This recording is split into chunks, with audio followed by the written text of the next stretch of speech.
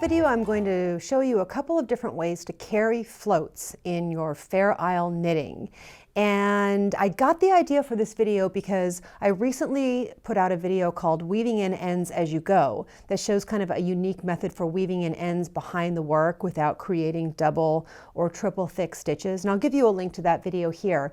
But in the comments, people said, hey, this is the exact way that I carry floats in Fair Isle knitting. And I thought that's a great idea.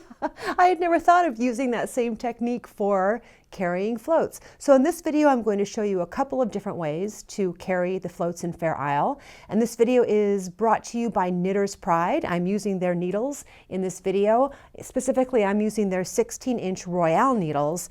And I have a kit of the full-size Royale needles to show you. So let's go ahead and take a look. These are the Royale interchangeable needle set. And what you get are these awesome needles that are all different colors of wood with metal tips. And I've said before that these needles are so great because they make the greatest clicking sound when you're knitting with them. So you pick the needle size that you need, and in your awesome case, there's a pocket where you pick the cord length that you need, and you just attach one to the other. So this is the full size set, and the cords come with 24, 32, and 40-inch cords. You can make long needles to knit bigger things. But what I'm using here is the Royale 16-inch set. And it's the same thing.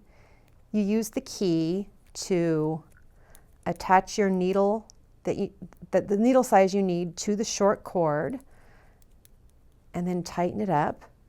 You get a beautiful smooth join when you do. And these are the needles I'm using. You're going to get to hear the awesome clicking sound as I'm using them. And this example that I have here is Fair Isle knitting. This is my Learn to Knit a Fair Isle hat pattern. I'll give you a link to that right here. It's a good first Fair Isle hat pattern if you're new to Fair Isle. And when you're knitting Fair Isle, if the colors are changing every few stitches, you don't really have to carry a float. You don't have to do anything special. The float just carries in the back of the work. But when you have a longer stretch, usually at 6 stitches, I start doing a little technique to catch the float on the back of the work. That's where these come in. And it's going to become more clear as I work this. So I am going to get started. I have my chart pattern here that I'm looking at kind of off camera. I went gray, gray, gray, gray. Now I'm going to go blue, blue, gray, gray, gray. Okay, you see here, I'm not doing anything special. I'm just carrying the other yarn behind because these are little short bits of color.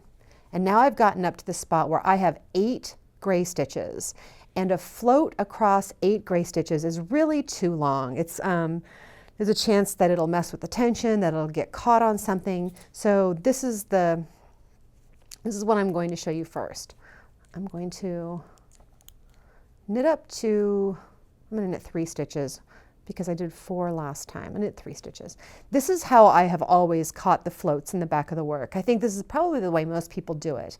You just wrap one color around the other. So this blue yarn is getting caught up in this gray yarn and the next stitch, you see? So that's one way to catch the float so that it isn't loose on the back of the work. And now let me get up to the next section of 8. Blue, blue, oops.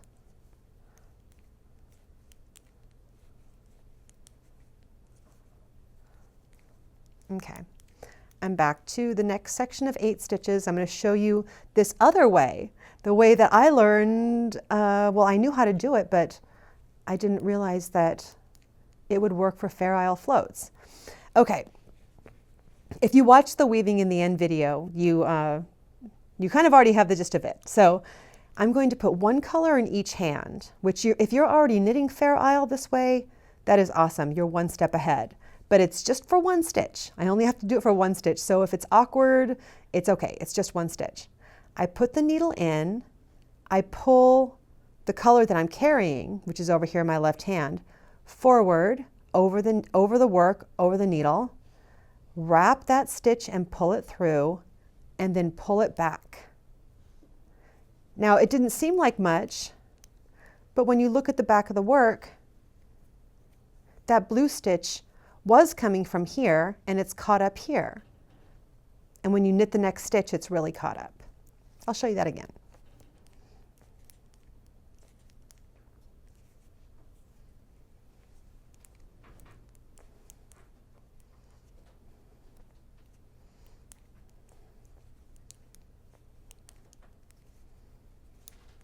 Okay. I'm up to the long section. Normally what I would do, the old way of doing things that I've done my whole life, is to wrap like this to catch the float. Nothing wrong with that. But if you don't like your yarn getting all tangled up and wrapped around, here is the other way to do it. Put one yarn in each hand. The yarn that you want to wrap, put in your left hand. Well, gosh, let me think about this. Because if you're a continental knitter, you're going to want to probably do it nope, you really need to have it over here. Okay, so put the needle in like you're going to work your stitch. Pull the yarn you want to wrap forward over the needle and over the work. Wrap the back needle and pull it through. Then pull your carried yarn back and work the next stitch. And when you work that next stitch, it gets caught up in the back of the work.